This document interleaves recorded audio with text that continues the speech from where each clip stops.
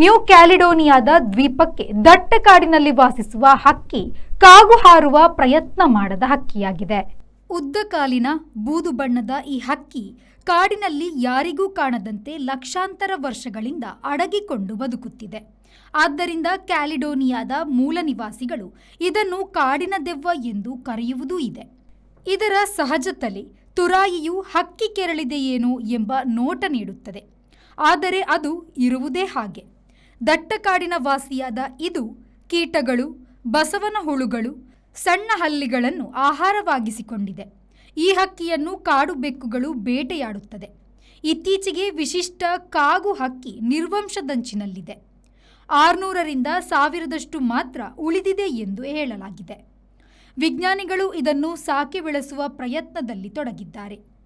Bureau report, V4 news, New ಕ್ಯಾಲಿಡೋನಿಯಾ.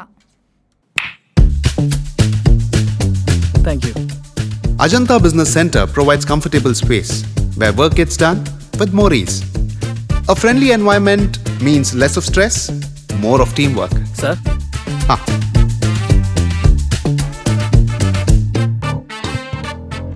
Every detail at Ajanta is thoughtfully managed, making our work much easier and more enjoyable.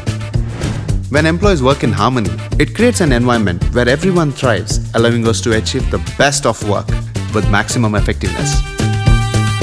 Invest in workspaces managed by Vortex. Invest smart. Invest in Mangaluru.